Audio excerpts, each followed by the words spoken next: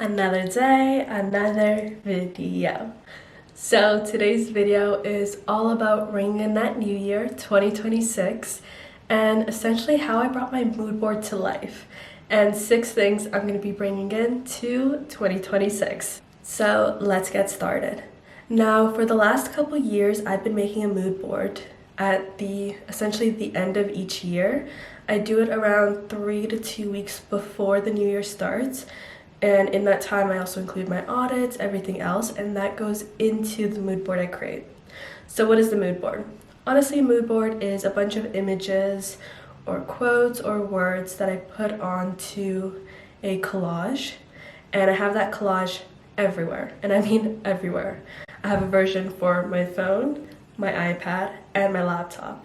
These 3 devices are things I use every day, so I'm essentially looking at these images every day as well. So why make a mood board in the first place?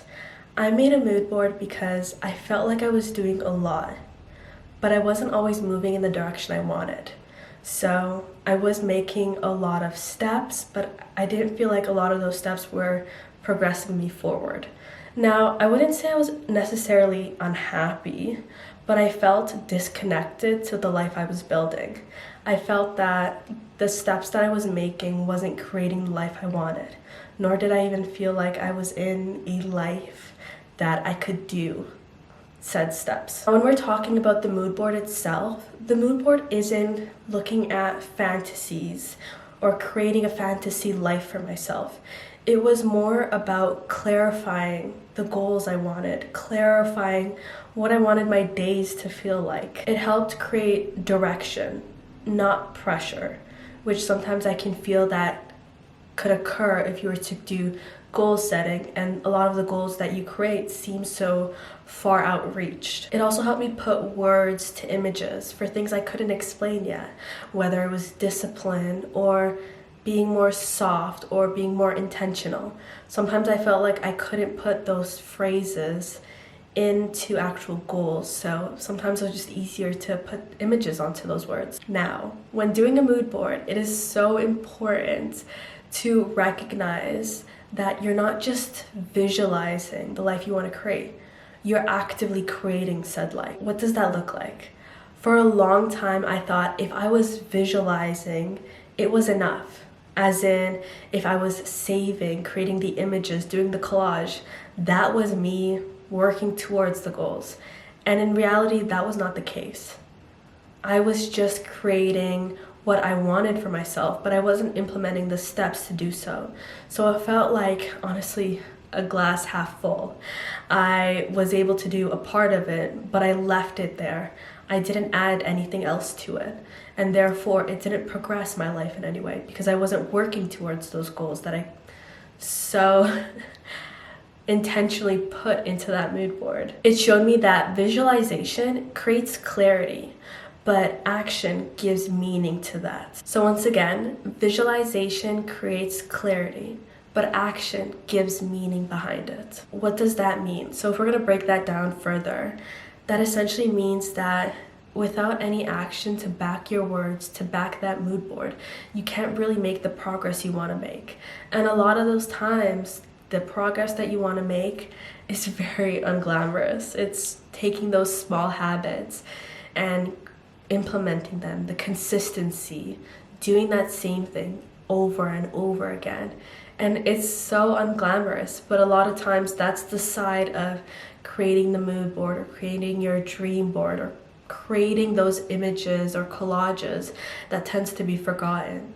The action that needs to be put behind the words that we put, the images that we place, is just as important, if not more. Now, why do I have it on everything? For me, my mood board is my reference. It is my reminder. It's not a checklist, as in I have to hit all of these areas.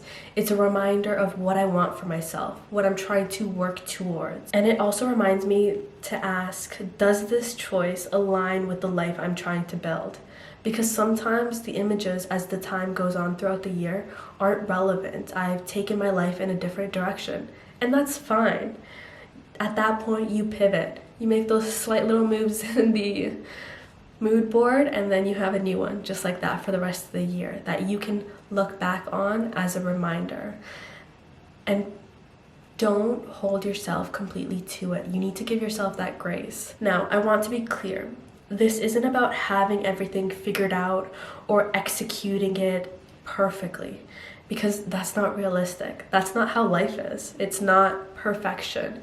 It's always that progression. It's going with the ebbs and flow of life and just figuring it out as we go. Another thing is growth doesn't happen all at once. It's not linear.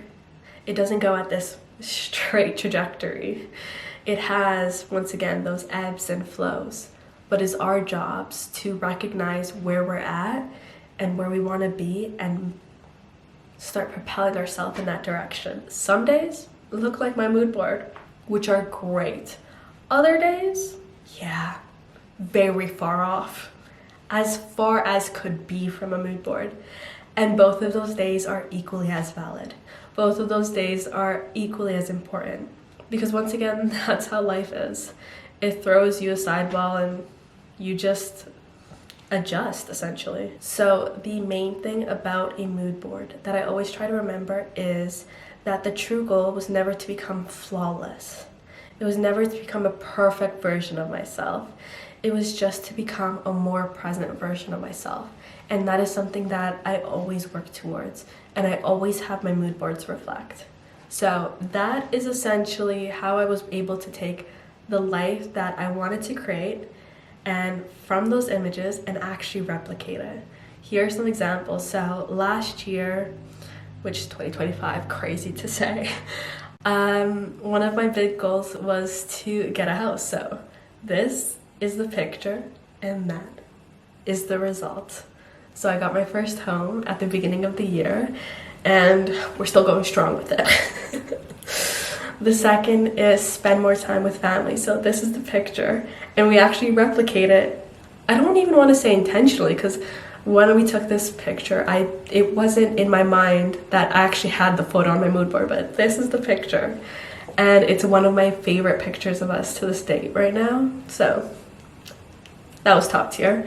Another one was my grades. So I had that and your girl mimicked it.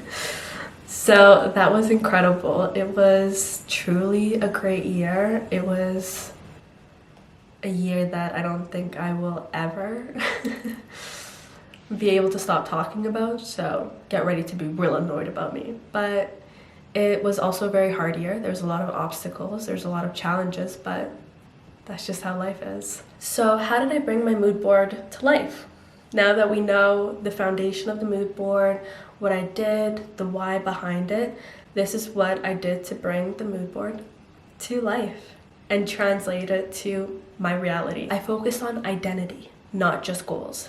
So what does that mean? I shifted the focus on to who I wanted to be as opposed to what I wanted to achieve. So what does this look like? For example, I got a home this year. Now, what does it look like to be a homeowner versus what does it look like to own a home? That was the identity shift I made. Through this identity shift, I became extremely financially responsible.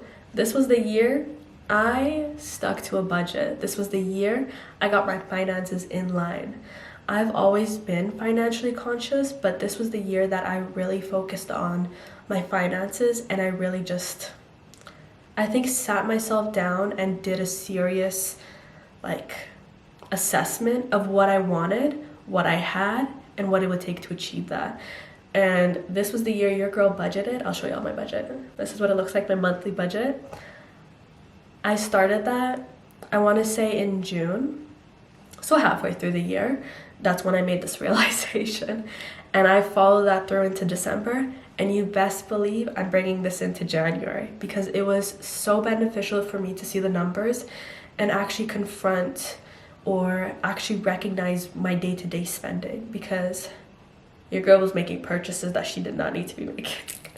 So that identity shift allowed me to be more financially responsible. So that's one way to look at it. I made my environment match my intentions. So what does that mean? I essentially made what I wanted my life to look like to reflect my environment. I made small, tangible changes like changing my desk setup to be more clear on the top so I have more working room, to make sure my drawers clean. I do closet cleanouts, so seasonally I do little cleanouts to my closet because I want all the pieces in there for me to be pieces that I want to wear. They're more intentional for my wardrobe, for the style that I'm currently in. It's not cluttered, it's more clear because I want to be more clear with my intentions. I don't want it to be cluttered. I don't want my mind to be cluttered, because if my mind's cluttered, everything else is gonna follow suit. So I feel like this also extends to the community. So for me, I'm surrounded by people who push me towards the goals I want, who have similar visions, values, who just, we're all working towards something, and that gives me motivation in itself. Next, I chase progress over motivation. Now, what does that mean? I've had to have that honest reflection.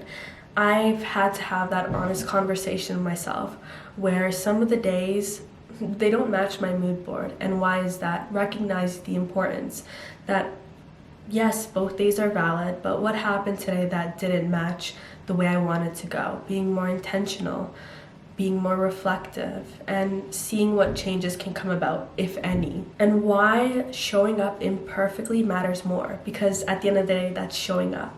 Waiting for it to be a perfect self or version of yourself showing up sometimes elongates the process more than it needs to, as opposed to showing up as your imperfect self, being there, taking those steps. Because now is way better than later to take those steps. It's all about the mood board evolving. Like I said before, our lives are not linear. Progression isn't linear. The year that we want to have might not be a reflection of the year that we will have. And sometimes you need to pivot. And your mood board is also going to need to do the same. Now, what does that look like? It looks like not having it stay stagnant. If there's big changes going on in your life and you feel that some of the goals that you put on the mood board or some of the intentions you put might not align with it anymore, your mood board needs to evolve with it. It needs to change. So you just change those images, change those quotes. Now, in doing so, you're releasing that pressure off of yourself. You're not forcing yourself to stay in that box that you've created. And that's the thing. Growth isn't linear. It has its changes, and as it changes, your visual board needs to do the same. Now we're going to shift this over to what we want to bring into the new year. So these are 6 things I want to bring into 2026. The first one is gentle discipline. I feel like in 2025, I definitely got the discipline part of it down, but sometimes I felt like I was very harsh on myself when I didn't need to be. I feel like there's a difference between keeping yourself accountable and being really hard on yourself. So that's where I think gentle discipline is going to come into play for me. Essentially what that looks like is consistency without punishment. So it's doing things that you care about for your future self, but also not punishing yourself if they don't go exactly the way you went about it. Let's say you fell off a little bit. That's fine. It's not the end of the world, but going back onto that routine, implementing it again is just as important, as opposed to beating yourself about it of what you didn't do. Because that doesn't change the fact you didn't do it. That just makes you feel shitty about it now. And you still didn't do it. So instead of doing that, take it, reflect on it, make the change. Okay? And that's what I call gentle discipline. Number 2 is depth over overworking. I have a habit of putting a lot on my plate. Now that's not bad. I like to think it's a little bit ambitious of myself, but sometimes that works against me because in having a lot to do and a lot on your plate, you tend to feel overwhelmed really easily. In my case, I get sick very easily because my body is physically rejecting it. So that's not the greatest, but I've come to learn depth over overworking. Now, what does that mean? For me, that means fewer commitments, but I'm more intentional about the commitments I do hold myself towards. So the standards that I hold towards myself, even though they are less, I am more intentional on how I go about it. And then the next is essentially being present over being consistently busy. I feel like a lot of times I'm doing busy work, but I'm not seeing the progression of it.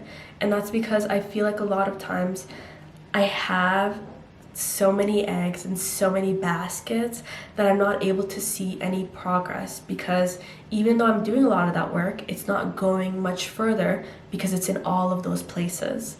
As opposed to if I had fewer baskets and I was able to put more of my eggs in each of those baskets, I can see the progress that I'm making. I can see the difference. You follow? Number 3, I love to work out. So this next one is all about movement as respect, not punishment. Now, I will be honest, when I started working out, it was not for the best reasons. It was all for visuals. I wanted myself to look different. I had very low self-esteem. But then again, I was a teenage girl, so like, what do you expect? Actually, no, I was a preteen girl. So what do you expect? Like, I feel like that's something that a lot of girls in that age range experience. But now I see working out as a form of self-care. Each time I do a workout, I feel so much better. And the reason why is because I'm taking care of myself. And that in itself is me showing respect to myself, me showing respect to my body. I care so much about my health now that I actively take the steps to essentially make sure that I am going to be good for the long run. Your girl's cardiovascular health? Do I like cardio? No. But my cardiovascular health will be up there. And that's the thing. Treating movement as respecting yourself. Having enough respect to take care of yourself in that aspect. And not as punishment, because that shift, night and day. So that is something I'll be taking into 2026. Now the next one isn't something everyone's gonna like, because that is creating boundaries without guilt. I feel like a lot of times when we're saying no, we can feel guilt around it because you're essentially rejecting another person, and that can hurt their feelings. But you need to understand that putting yourself first should always be the first choice. And if that means you need to create that boundary and you need to say no, then that's what you gotta do. And I don't feel like it's fair to yourself to be guilty about that action, because it's either that or you don't choose yourself. And I think nowadays where I'm currently at is I'm actively choosing myself. Creating boundaries is important to protect your energy, your time, and your peace. A lot of times when boundaries are being created, it can be very awkward and uncomfortable, but in the long run, it positively affects your well-being because you are actively putting yourself first. So I think that's very important, and I think that can be something that's very hard to act out, but it's very easy to talk about because I've been there, don't worry. It's hard to say no sometimes. Number 5. Learning for growth, not validation. Nowadays with social media, I feel like a lot of people are putting their wins, which is great. It's incredible to see the milestones individuals are able to reach. But I also feel like that can create validation. Sometimes in doing said steps, we're trying to seek validation through it. And I don't think that is fair for yourself. When you're studying, when you're reading, when you're trying to invest in those hobbies or take that trajectory in your business or in your life, make those lifestyle changes, I don't think it's fair for yourself to seek other people's validation to make those changes, because once you do that, you're looking for an external validation. So you're looking for outside factors to essentially tell you that what you're doing is the right step. And that works short term, but for the long term, you need that internal validation for yourself. You need to look at your internal self and be like, to do this for myself. That should be the main motivator, not what other individuals say, but what you say to yourself. So I think that's really important because it's something that's so easy to skew. Like, it's something that can occur so quick, but it's something that's so hard to rebuild and realize. So yes, seek internal validation, but never external. And then the last one, which kind of was my favorite because I started doing this at the end of 2025, and I'm definitely gonna be bringing it into 2026. Romanticizing the ordinary. Now, I do not live in an island. I don't have an outlandish lifestyle, but I have found that romanticizing the day-to-day, so what could be considered ordinary, going to class, studying, literally me saying it gives me dread now. Working out, spending time with friends, family, even reading my book. Doing small changes to romanticize that part of my life has made it much more enjoyable for myself.